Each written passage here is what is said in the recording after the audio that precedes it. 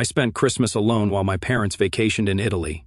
Then they wanted $177,000 for my brother's wedding, and I finally cut them off. Okay, so I know this sounds bad, but hear me out. My family has always been complicated. Growing up, my parents weren't exactly what you'd call nurturing. They were the kind of people who thought doing the bare minimum for their kids meant we owed them for life. My dad, Mark, loved to act like some self-made genius who could do no wrong, always reminding me how I was lucky to have him as a dad. Meanwhile, my mom, Linda, had this habit of constantly reminding me how much she sacrificed for me, usually right before guilting me into doing something. It wasn't like they were physically abusive or anything, but the mental load of being around them was suffocating. Everything was about them. If they helped me with something, they'd hold it over my head for years. If I succeeded at something, it was because they pushed me. If I failed, it was because I didn't listen to them. It didn't matter how much I tried. I was never enough compared to my younger brother, Ryan. Ryan, the golden boy, could do no wrong in their eyes. He was 4 years younger than me and had always been spoiled rotten. I'm not exaggerating when I say he got away with everything. While I was expected to get a job at 16, help around the house, and keep my grades up, Ryan was allowed to float through life. They'd make excuses for him constantly. He's still figuring things out, or he's just a kid. Never mind that he was 22 now and still living at home, barely working and spending all his time gaming or hanging out with his girlfriend Kylie. By the time I was 25, I thought I'd escaped all that. I got married, moved to a different part of town, and tried to build a life of my own. For a while, it was great. My ex and I didn't have kids, which made things a little easier. But when the marriage fell apart, everything I'd built crumbled. The divorce wasn't me, but splitting assets left me broke. I couldn't afford rent on my own, and with no close friends or family willing to take me in, I had to do the one thing I swore I'd never do: move back in with my parents. It was supposed to be temporary. I told myself, just save up for a few months, and you'll be out. But temporary turned into a year. Living with them again was like being sucked into a time machine and dropped right back into my teenage years. Every day was a reminder of why I'd left. My dad's lectures about how I needed to get my act together became a daily occurrence.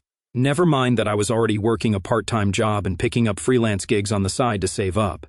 He'd say things like, "When I was your age, I already had a house," conveniently forgetting that housing prices weren't the same in the 80s. My mom wasn't any better. She had this knack for turning every conversation into a passive-aggressive dig at me. If I didn't do something exactly how she wanted, she'd say, "Well, I guess we raised Ryan right at least."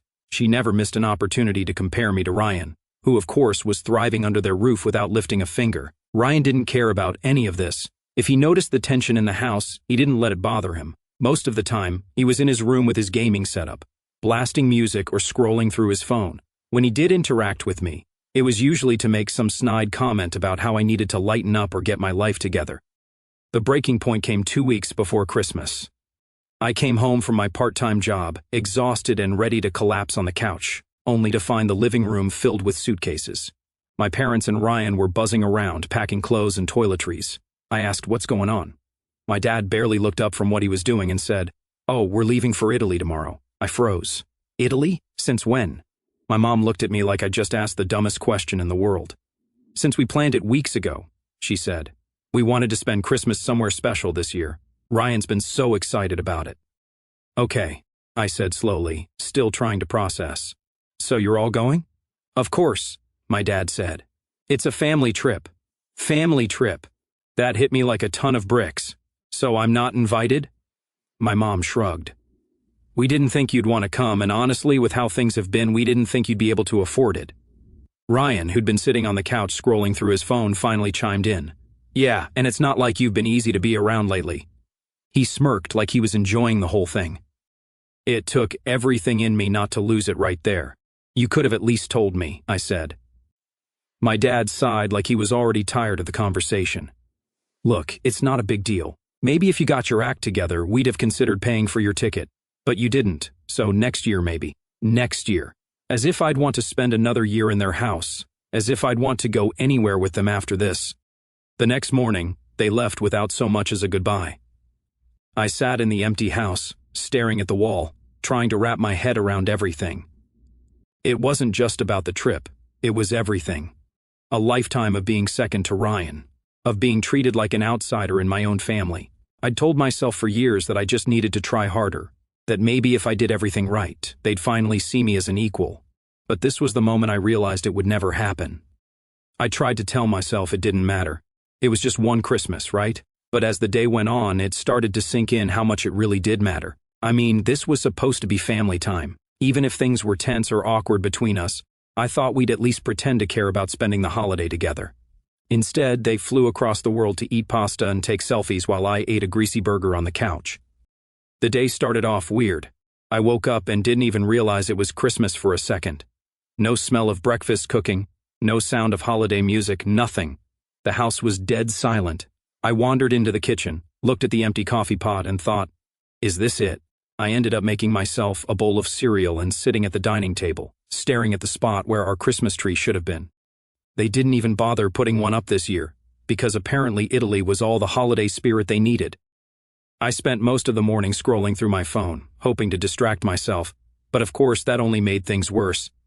Every single social media post seemed to be about Christmas, friends opening presents with their kids, CO workers posting pictures of their decorated living rooms, even random acquaintances sharing videos of their dogs and Santa hats.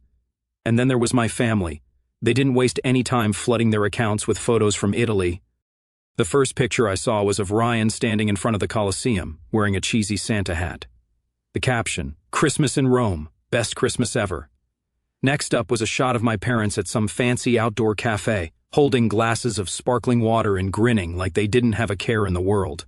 My mom's caption read, "Making memories with my favorite people, with heart eyes, favorite people." Yeah, message received loud and clear. By lunchtime, I couldn't take it anymore. I put my phone down and decided to do something, anything, to make the day feel less pathetic. I drove to the only place open, a fast food drive-thru. I sat in the parking lot, eating my burger and fries, watching other people with their families through their car windows. There was one moment where I saw a little kid in the back seat of a minivan holding up a new toy for his parents to see, and I don't know, it hit me hard. I wasn't even jealous of the toy or the family or anything. It was more like this realization that no one in my own family had even bothered to ask how I was spending my Christmas. When I got back to the house, I tried to cheer myself up. I turned on a Christmas movie, Home Alone because irony, and tried to get into the holiday spirit. But it felt forced, like I was just going through the motions.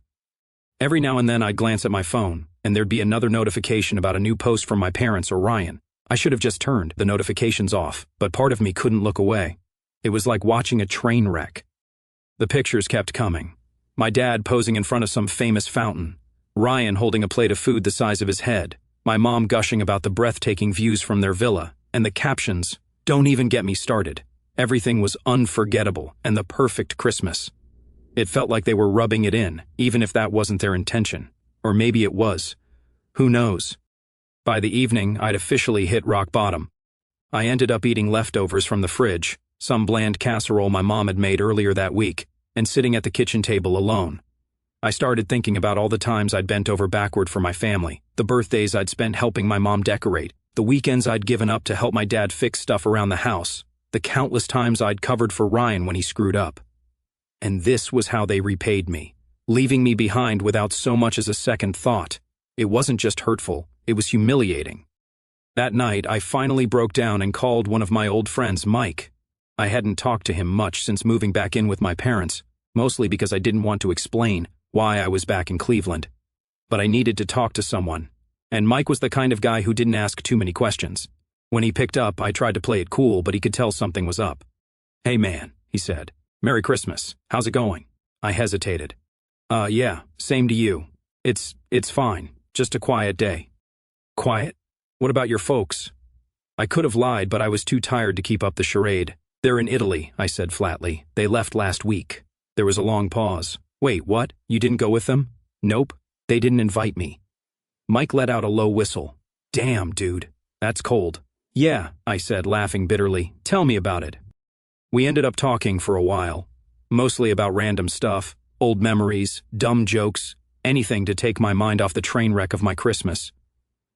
By the time we hung up, I felt a little better, but the pit in my stomach was still there. Something about that Christmas made it hit harder. Maybe it was because I was older now and starting to realize just how messed up the dynamic was. Or maybe it was because I'd finally run out of excuses for their behavior. Whatever it was, I knew something had to change. I couldn't keep living like this, letting them treat me like an afterthought while I bent over backward to please them. That Christmas was a wake-up call, even if I didn't fully understand it at the time. It forced me to start thinking about what I wanted for my life, and what I wasn't willing to put up with anymore. But at that moment, all I could do was try to make it through the night. After the Italy fiasco, I thought things would quiet down. I mean, how much more could my parents and Ryan push? I was wrong, so wrong. A couple of days after they got back, I was sitting in the living room, trying to avoid them as much as possible. I had no interest in hearing about the best Christmas ever for the millionth time. But of course, my dad decided to call a family meeting. It wasn't really a meeting, it was just them deciding they needed something from me, which was basically how every family meeting went. Dad started with his usual serious tone, leaning forward like he was about to drop some life-changing wisdom. "We've got something important to discuss," he said, as if he hadn't just spent thousands of dollars on a luxury trip. "It's about your brother." My stomach sank. Whenever the conversation started with Ryan, I knew it was going to end with me being roped into something I didn't want to do. Ryan proposed to Kylie while we were in Italy, Mom added with this proud little smile, like he'd just won a Nobel Prize or something. It was beautiful. They're so happy. I barely managed to nod. Congrats, I guess. Ryan, of course, was sitting there smirking like he'd just conquered the world. "Yeah, we're planning a spring wedding. It's going to be amazing." I was already getting irritated. They hadn't even told me about Kylie being part of the trip or the engagement, and now they were acting like it was the highlight of the year, but I kept my mouth shut because I knew where this was going. Then Dad leaned back, folded his arms, and hit me with it. "We're going to need your help with the wedding expenses." I blinked, sure I'd misheard. "Wait, what?" Mom jumped in, all sweet and condescending. "It's not just you, honey. We're all pitching in. But weddings are expensive, and Ryan and Kylie are young. They don't have the resources yet." Ryan nodded like that was supposed to make it all make sense. "Yeah, we're still figuring things out. It'd mean a lot if you could contribute." I stared at them. "How much are we talking about here?" "Oh, not much," Dad said casually, like he was asking for a cup of sugar. "Just $17,000. That's not unreasonable for a family contribution." I laughed. I couldn't help it. $17,000? Are you serious? You want me to give you that? Mom tilted her head like I was the unreasonable one. "It's not just for Ryan. It's for the family. Weddings are a big deal. You've been through one yourself, so you know how it is." That comment stung more than I'd like to admit. My own wedding had been a disaster, not because of money, but because of the relationship itself. And here they were, acting like I should feel honored to shell out my non-existent savings for Ryan and Kylie's fairy tale. "Look," I said, trying to keep my voice steady, "I don't have that kind of money. And even if I did, why would I spend it on this? You guys just got back from a luxury trip. Maybe cut back a little instead of asking me to cover the bill." Ryan finally spoke up, his tone annoyingly smug. "Wow, way to be supportive. This isn't just about me and Kylie, it's about family. You wouldn't even be living here if it weren't for Mom and Dad. You kind of owe them." "That was it," I snapped. "I owe them? Are you kidding me? I've been paying rent since I moved back, covering bills, helping around the house, while you sit here doing nothing." Mom's face turned sour. "That's not fair, and you know it. We've done so much for you, especially after your divorce. The least you can do is show some gratitude." "Gratitude?" I said, practically laughing again. "I'm grateful, sure, but I'm not a bank. You can't just guilt me into giving you money I don't have." Dad shook his head like I was some huge disappointment. "We've been patient with you, but this attitude isn't going to get you anywhere." The room went dead silent for a second. I thought maybe they'd drop it, but then Mom leaned forward and gave me this look, half pity, half annoyance. "Honey, think about it this way. You're single. You don't have kids to worry about or a spouse to support. It's not like you have any major expenses." That one hit me hard. They made it sound like my life was worthless just because I didn't have a family of my own, like I wasn't allowed to save for myself or have my own plans. "Unbelievable," I muttered, standing up. "No, the answer is no. I'm not giving you $17,000. Not for this, not for anything." Mom gasped like I'd just slapped her. "How can you be so selfish? This is for Ryan, for family." "I'm not selfish," I shot back. "You are. You've spent my whole life putting him first, and now you expect me to fund his wedding? No way." As I turned to leave, Dad said, "If that's how you feel, then we need to reevaluate the arrangement here. You're living under our roof, and we've been more than generous. Maybe it's time you start paying your fair share of rent." I froze in the doorway. I already pay rent. "Not enough," he said. "If you're not going to contribute to the wedding, then you can contribute more here." I wanted to scream. So let me get this straight. If I don't give you money for Ryan, you're going to make me pay more rent? Mom nodded, all calm and self-righteous. It's only fair. You've been here long enough. It's time to step up. I didn't even respond. I just walked out of the room and slammed the door to my tiny bedroom. My heart was pounding, my mind racing. How had it come to this? How had I ended up back in this house, stuck in this toxic cycle? I thought I was doing the right thing, moving back to save money and get back on my feet. I sat on my bed for a long time, staring at the wall, trying to process everything. They really expected me to cough up $17,000 for Ryan's wedding, and when I said no, decided to punish me for it. It wasn't even about the money anymore, it was about control. They'd always used guilt and manipulation to keep me in line, and now that I was standing up for myself, they didn't know how to handle it. I felt something shift inside me. I was done being their doormat. They could call me selfish, ungrateful, whatever they wanted. I didn't care anymore. My answer was no, and it was going to stay that way. The whole situation with my family hit a new level of ridiculous. A few days after the family meeting, just when I thought they couldn't get more entitled, my mom cornered me in the kitchen while I was eating a sandwich. She had this overly sweet tone, the kind she used when she was about to drop some manipulative suggestion she thought I wouldn't see coming. "So I've been thinking," she started, sitting down across from me. "You've got that car sitting out there, and it's in really nice shape, isn't it?" I frowned. "Yeah, it's fine." "Why?" She smiled like she'd just come up with the most brilliant idea ever. "Well, you don't really need it, do you? I mean, you work from home most of the time, and when you go out, you're not going far. What if you sold it and put that money toward Ryan and Kylie's wedding? It would make such a difference. And we could all help you get a cheap used car later on if you really need one." I just stared at her. Was she serious? "Wait," I said, holding up a hand. "You want me to sell my car, my only car, to help pay for Ryan's wedding?" She nodded like this was the most reasonable suggestion in the world. "It's not just for Ryan, it's for the family, and you'd be helping out so much. Besides, think of how much money you'd get for it. It's a nice car." I couldn't believe what I was hearing. "Mom, I need that car. It's not just for work, it's my only way to get anywhere. I'm not selling it, period." Her smile faded, and she gave me that disappointed look she'd perfected over the years. "You're being so short-sighted. This is an opportunity to show Ryan and Kylie how much you support them. Family helps family, you know?" "Right," I shot back. "But apparently family only goes one way in this house. I'm not selling my car, and that's final." She sighed and stood up, shaking her head. "I don't know why you're being so stubborn. You're making this harder than it needs to be." Then she walked out of the kitchen, leaving me sitting there fuming. That conversation was the last straw for me. They wanted me to give up my car, the one thing I'd managed to hold on to through all the crap I'd been through, just so they could throw a fancy party for Ryan and Kylie. It wasn't just entitlement anymore, it was outright insanity. I decided right then and there that I had to get out of that house, no matter what it took. From that point on, I started planning my escape in secret. I wasn't about to let them talk me into anything, or guilt me into staying. Every time they brought up the wedding or family contributions, I just nodded along, pretending to listen, while in my head I was figuring out my next move. The first step was finding a place to live. I spent hours scrolling through apartment listings, looking for anything remotely affordable. Most of what I found was either way out of my price range or so run down that I'd probably fall through the floor the second I walked in. But eventually, I found a tiny studio apartment on the outskirts of town. It wasn't much, just one room with a kitchenette and a bathroom, but it was clean, and the rent was low enough that I could make it work. When I went to see the place, the landlord seemed skeptical about renting to me. I didn't blame him. I wasn't exactly rolling in cash, and my credit wasn't great after the divorce. But after I scraped together the deposit and promised to pay the first month's rent up front, he agreed to let me move in.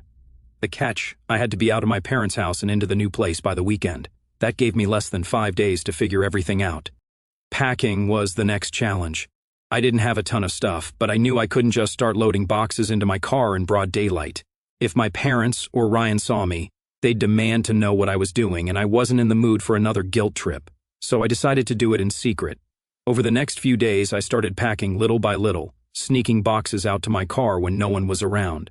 I'd wait until my mom was upstairs or my dad was in the garage, then grab a few things and make a quick run to the car. It felt ridiculous, like I was some kind of criminal plotting an escape, but it was the only way to avoid another confrontation. By Thursday night, I was almost ready to go. My car was packed with everything I needed, and I had the keys to my new apartment in my pocket. All I had to do was make it through one more day without tipping anyone off. That night, I waited until everyone was asleep before making my move.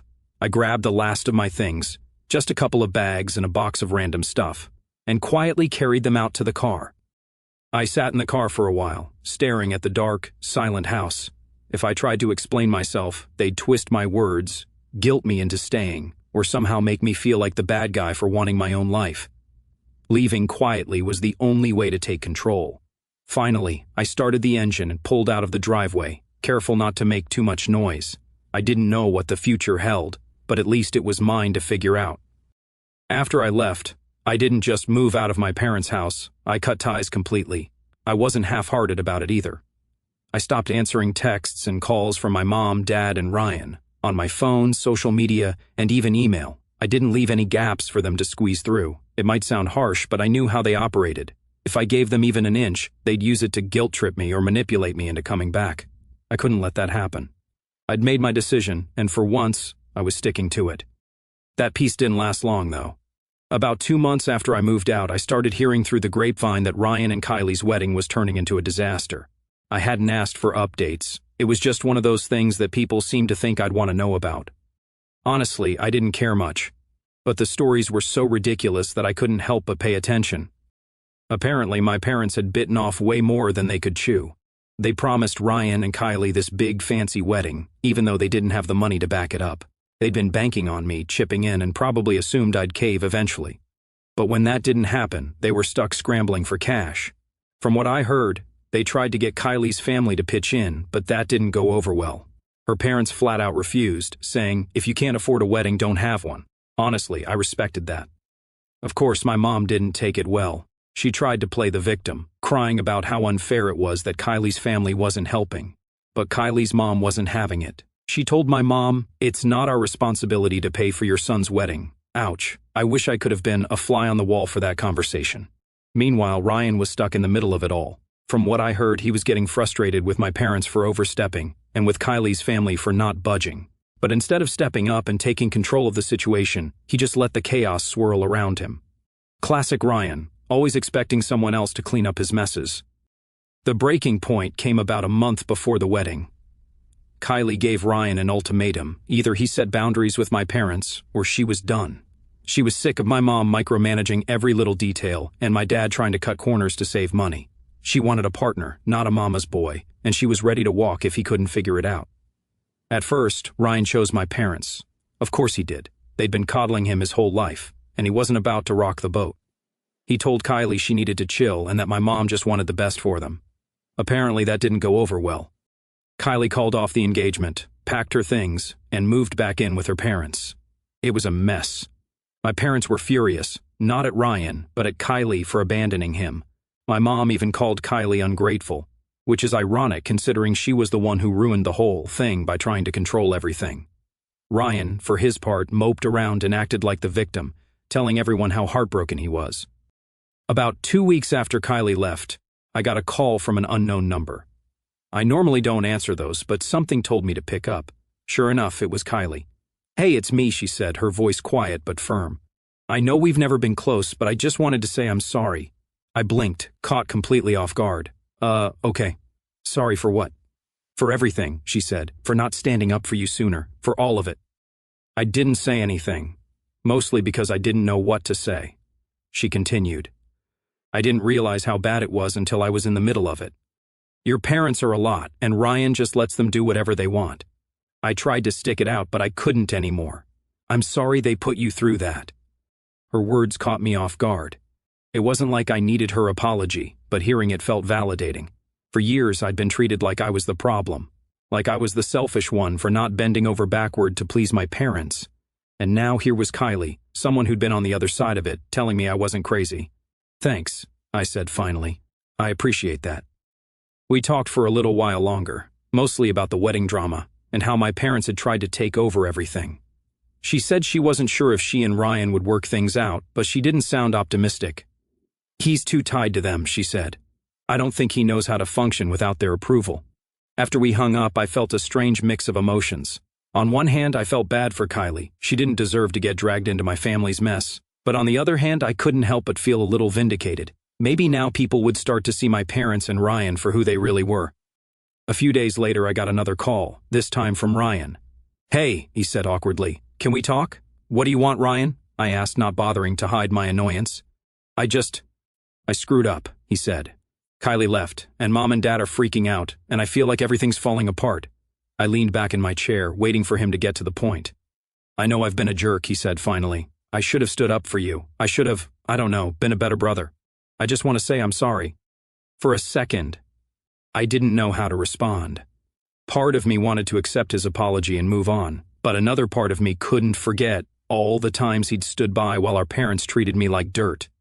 "Look," I said, "I appreciate the apology, but I'm not ready to forgive you. It's going to take time, a lot of time." Ryan sighed. "Yeah, I get that. I hope we can fix things someday." "Maybe," I said, "but not today." For the first time, Ryan had acknowledged how messed up things were. It didn't fix everything, but it was a start. Still, I wasn't ready to let him or anyone else in my family back into my life. Not yet, maybe not ever. A few months after the whole wedding drama blew up, I started hearing whispers through mutual friends and acquaintances about my parents. Apparently, things had taken a turn for the worse. It wasn't surprising, really, considering how they always lived way beyond their means. But this time, it sounded serious, like drowning in debt serious. At first, I brushed it off. It wasn't my problem anymore, and I didn't want to get sucked back into their nonsense. But then the calls started. I'd already blocked their numbers so they couldn't contact me directly, but they started using other people to pass messages along. I'd get texts from old neighbors or extended relatives saying things like, "Your mom wanted me to tell you she's worried about you," or "Your dad asked if you could call him. It's important." It was all pretty transparent. They didn't care about me. They just wanted something. That was their go-to move. Feign concern to get their foot in the door, and then drop whatever demand they had in mind. I wasn't falling for it this time. Eventually, one of my mom's messages slipped through. A mutual friend, Sarah, who didn't know the full story, forwarded me an email my mom had sent her, thinking it might be urgent. It wasn't. It was just more guilt-tripping. The email was classic Linda. It started off all sweet and concerned. "I hope you've been doing well, honey. I think about you every day and pray that you're okay." Then it quickly shifted gears. "Your father and I have been struggling lately. We've had some unexpected expenses, and it's been hard to keep up. I hate to ask, but if you could help us out financially, it would mean so much. Family always comes first, right?" Unexpected expenses. Sure. More like they'd burned through their savings trying to throw a wedding they couldn't afford, and now they were paying the price. I didn't reply. I wasn't even tempted to. They'd made their bed, and now they could lie in it. Over the next few weeks, I started hearing more details about just how bad things had gotten. Apparently, they'd maxed out multiple credit cards trying to cover wedding deposits, decorations, and other nonsense. Then, when Kylie walked away, they lost everything they'd put down. Non-refundable deposits, unpaid balances, the works. They were left with piles of debt and nothing to show for it. On top of that, Ryan had moved out shortly after his apology to me, which meant my parents had lost their golden boy and any financial help he might have contributed. Though, let's be real, Ryan wasn't exactly known for pulling his weight. I heard through Sarah that they'd been calling him too, begging him to come back and help them out. He wasn't biting, though. Turns out Kylie had put her foot down and told him that if he ever wanted to make things work with her, he had to set boundaries with my parents. For once, Ryan actually listened to her. He told my mom and dad he couldn't support them financially, and that they needed to figure things out on their own. To say they didn't take it well would be an understatement. "They're blaming everyone but themselves," Sarah told me one night over coffee. "Your mom's been telling people that Kylie's family sabotaged the wedding, and that you abandoned them in their time of need." I just shook my head. Of course they are. It's never their fault. They're allergic to accountability. Then, one day, I got the message I'd been waiting for. A text from another mutual contact. "Hey, just so you know, your parents are selling the house. They're downsizing because they can't keep up with the mortgage." I wasn't surprised. That house had always been way too big for them, and the upkeep alone must have cost a fortune. But hearing it made everything feel real. They were actually losing their grip on the life they'd spent years trying to project. This image of a perfect, successful family, it was crumbling. And for once, I wasn't the one they could lean on to hold it together. The final straw came about a month later when my dad showed up at my apartment. I didn't even know how he found me. I hadn't given them my new address, and I'd been careful about who I told. But there he was, standing at my door, looking more haggard than I'd ever seen him. He wasn't his usual smug, overconfident self. He looked desperate. "Can we talk?" he asked, his voice quieter than usual. I didn't want to let him in, but I also didn't want to cause a scene in front of my neighbors, so I stepped outside and shut the door behind me. "What do you want?" I asked, keeping my tone as flat as possible. "We're in trouble," he said, running a hand through his thinning hair. "Your mom and we've hit a rough patch financially. We're behind on the mortgage, and the credit card companies are calling nonstop. We don't know what to do." I folded my arms. "And this has what to do with me?" He gave me that look, the one he always used when he was about to launch into a lecture, but this time it didn't come. Instead, he just sighed. "You're our son. We thought you might want to help." I laughed bitterly. "Help? Like you helped me when I was struggling. Like you included me in your Italy trip or cared about my feelings during the wedding drama. Sorry, but I don't owe you anything." "Don't be like that," he said, his voice rising. "We're family." "Exactly," I shot back. "Family's supposed to support each other, right? Funny how that only applies when it benefits you." For a moment, he just stood there, staring at me like he couldn't believe I was actually saying no. Then he tried a different tactic. "What about the house? It's your childhood home. Don't you care about what happens to it?" That one stung, but I didn't let it show. "It stopped feeling like home a long time ago," I said. "Good luck selling it." I didn't give him a chance to respond. I turned and walked back into my apartment, locking the door behind me. After that, I didn't hear from them again. Not directly, anyway. I heard through Sarah that they eventually sold the house and moved into a small rental on the other side of town. They'd burned so many bridges that no one else in the family was willing to help them out either. I knew I'd made the right choice. For years, I'd let them take advantage of me, make me feel like I wasn't enough, and use guilt to control me. Cutting ties was the best decision I'd ever made.